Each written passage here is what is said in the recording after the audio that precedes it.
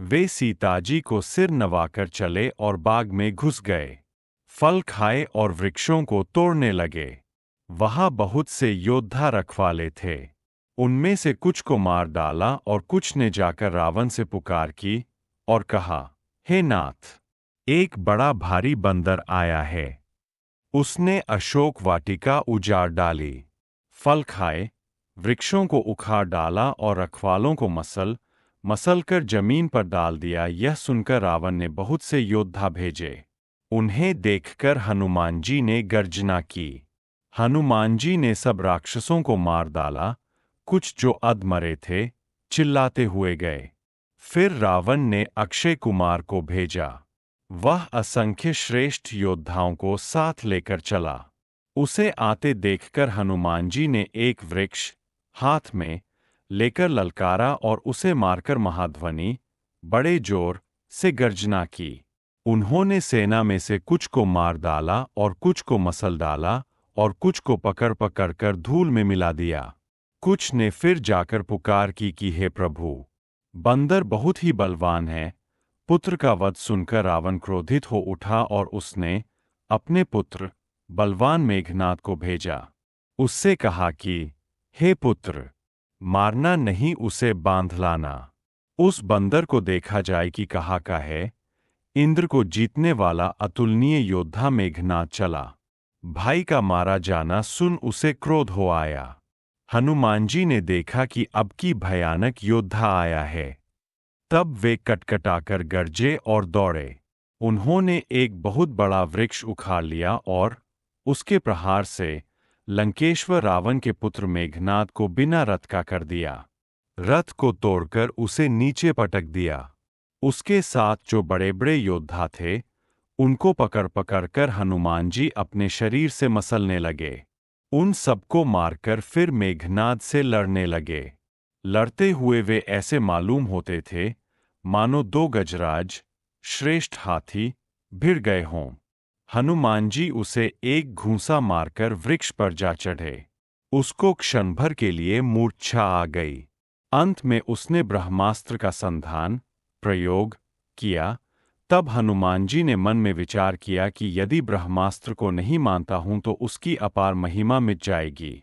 उसने हनुमान जी को ब्रह्मबाण मारा, जिसके लगते ही वे वृक्ष से नीचे गिर पड़े, परंतु गिरते समय भी उन्होंने बहुत सी सेना मार डाली। जब उसने देखा कि हनुमान जी मूर्छित हो गए हैं, तब वह उनको नागपाश से बांध कर ले गया। शिवजी कहते हैं, हे भवानी सुनो, जिनका नाम जपकर ज्ञानी विवेकी मनुष्य संसार जन्म मरण के बंधन को काट डालते हैं, उनका दूत कहीं बंधन में आ सकता है। किंतु प्रभु के कार्य के लिए हनुमान जी ने स्वयं अपने को बंधा लिया। बंदर का बांधा जाना सुनकर राक्षस दौड़े और कौतुक के लिए, तमाशा देखने के लिए सब सभा में आए। हनुमान जी ने जाकर रावण की सभा देखी। उसकी अत्यंत प्रभुता ऐश्वर्य कुछ कही नहीं जाती। देवता और दिक्पाल हाथ जोड़े बड़ी नम्रता के साथ भयभीत हुए सब रावण की भौं ताक रहे हैं। उसका रुख देख रहे हैं। उसका ऐसा प्रताप देखकर भी हनुमान जी के मन में जरा भी डर नहीं हुआ। वे ऐसे निःशंक खड़े रहे जैसे सर्पों के समूह में गरुड़ निःशंक निर्भय रहते हैं। हनुमान जी को देखकर रावण दुर्वचन कहता हुआ खूब हंसा। फिर पुत्र वध का स्मरण किया तो उसके हृदय में विषाद उत्पन्न हो गया। लंकापति रावण ने कहा, रे वानर, तू कौन है? किसके बल पर तूने वन को उजाड़ कर नष्ट कर डाला?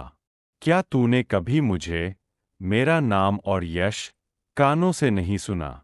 रे षंड, मैं तुझे अत्यंत निःशंक देख रहा हूं। तूने किस अपराध से राक्षसों को मारा? रे मूर्ख, बता, क्या तुझे प्राण जाने का भय नहीं है?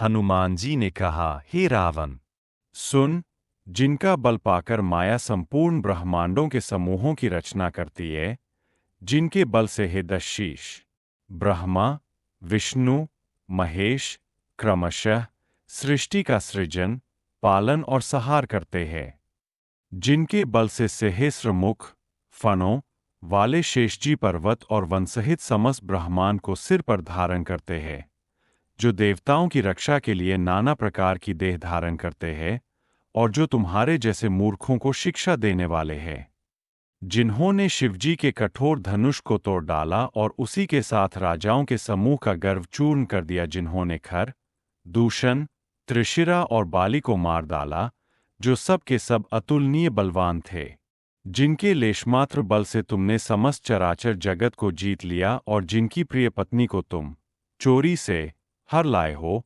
मैं उन्हीं का दूत हूँ। मैं तुम्हारी प्रभुता को खूब जानता हूँ। सहस्रबाहु से तुम्हारी लड़ाई हुई थी और बाली से युद्ध करके तुमने यश प्राप्त किया था। हनुमान जी के मार्मिक वचन सुनकर रावण ने हंसकर बात टाल दी है। राक्षसों के स्वामी, मुझे भूख लगी थी, इसलिए मैंने फल खाए और वानर स्वभाव के कारण वृक्ष तोड़े। हे निशाचरों के मालिक, देह सबको परम प्रिय है। कुमार्ग पर चलने वाले दुष्ट राक्षस जब मुझे मारने लगे, तब जिन्होंने मुझे मारा उनको मैंने भी मारा। उस पर तुम्हारे पुत्र ने मुझको बांध लिया, किंतु मुझे अपने बांधे जाने की कुछ भी लज्जा नहीं है। मैं तो अपने प्रभु का कार्य करना चाहता हूँ। हे रावण, मैं हाथ जोड़कर तुमसे विनती करता हूँ, तुम अभिमान छोड़कर मेरी सीख सुनो। तुम अपने पवित्र कुल का विचार करके देखो और भ्रम को छोड़कर भक्त भयहारी भगवान को भजो। जो देवता, राक्षस और समस्त चराचर को खा जाता है, वह काल भी जिनके डर से अत्यंत डरता है, उनसे कदापि वैर न करो और मेरे कहने से जानकी जी को दे दो। खर के शत्रु श्री रघुनाथ जी शरणागतों के रक्षक और दया के समुद्र हैं। शरण जाने पर प्रभु तुम्हारा अपराध भुलाकर तुम्हें अपनी शरण में रख लेंगे। तुम श्री राम जी के चरण कमलों को हृदय में धारण करो और लंका का अचल राज्य करो। ऋषि पुलस्त्य जी का यश निर्मल चंद्रमा के समान है। उस चंद्रमा में तुम कलंक न बनो। राम नाम के बिना वाणी शोभा नहीं पाती।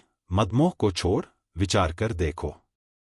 हे देवताओं के शत्रु, सब गहनों से सजी हुई सुंदरी स्त्री भी कपड़ों के बिना नंगी शोभा नहीं पाती। राम विमुख पुरुष की संपत्ति और प्रभुता रही हुई भी चली जाती है और उसका पाना न पाने के समान है।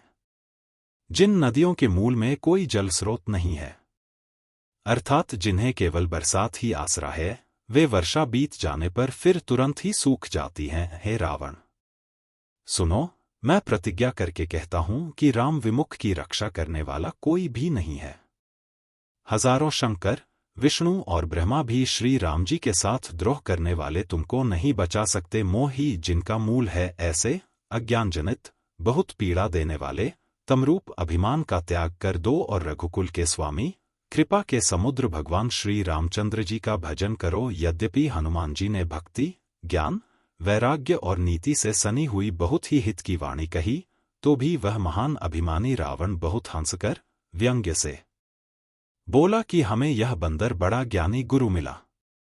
रे दुष्ट, तेरी मृत्यु निकट आ गई है। अधम, मुझे शिक्षा देने चला है। हनुमान जी ने कहा, इससे उल्टा ही होगा, अर्थात मृत्यु तेरी निकट आई है, मेरी नहीं। यह तेरा मतिभ्रम, बुद्धि का फेर है। मैंने प्रत्यक्ष जान लिया है। हनुमान जी के वचन सुनकर वह बहुत ही कुपित हो गया और बोला, अरे, इस मूर्ख का प्राण शीघ्र ही क्यों नहीं हर लेते। सुनते ही राक्षस उन्हें मारने दौड़े। उसी समय मंत्रियों के साथ विभीषण जी वहां आ पहुंचे। उन्होंने सिर नवाकर और बहुत विनय करके रावण से कहा कि दूत को मारना नहीं चाहिए, यह नीति के विरुद्ध है।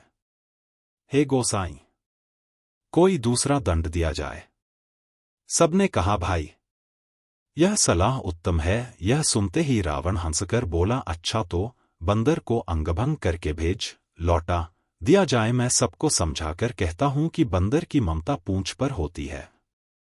अतः तेल में कपड़ा डुबोकर उसे इसकी पूंछ में बांधकर फिर आग लगा दो। जब बिना पूंछ का यह बंदर वहां अपने स्वामी के पास जाएगा, तब यह मूर्ख अपने मालिक को साथ ले आएगा, जिनकी इसने बहुत बड़ाई की है। मैं जरा उनकी प्रभुता, सामर्थ्य तो देखूं। यह वचन सुनते ही हनुमान जी मन में मुस्कुराए और मन ही मन बोले कि मैं जान गया, सरस्वती जी इसे ऐसी बुद्धि देने में सहायक हुई हैं। रावण के वचन सुनकर मूर्ख राक्षस वही पूंछ में आग लगाने की तैयारी करने लगे। पूंछ के लपेटने में इतना कपड़ा और घी तेल लगा कि नगर में कपड़ा, घी और तेल नहीं रह गया। हनुमान जी ने ऐसा खेल किया कि पूंछ बढ़ गई, लंबी हो गई। नगरवासी लोग तमाशा देखने आए। वे हनुमान जी को पैर से ठोकर मारते हैं और उनकी हंसी करते हैं, ढोल बजते हैं, सब लोग तालियां पीटते हैं। हनुमान जी को नगर में फिराकर फिर पूंछ में आग लगा दी। अग्नि को जलते हुए देखकर हनुमान जी तुरंत ही बहुत छोटे रूप में हो गए। बंधन से निकलकर वे सोने की अटारियों पर जा चढ़े। उनको देखकर राक्षसों की स्त्रियां भयभीत हो गईं। उस समय भगवान की प्रेरणा से 49 पवन चलने लगे। हनुमान जी अट्टहास करके गरजे और बढ़कर आकाश से जा लगे। देह बड़ी विशाल परंतु बहुत ही हल्की फुर्तीली है। वे दौड़कर एक महल से दूसरे महल पर चढ़ जाते हैं। नगर जल रहा है, लोग बेहाल हो गए हैं। आग की करोड़ों भयंकर लपटें झपट रही हैं। हाय बप्पा, हाय मैया, इस अवसर पर हमें कौन बचाएगा? चारों ओर यही पुकार सुनाई पड़ रही है।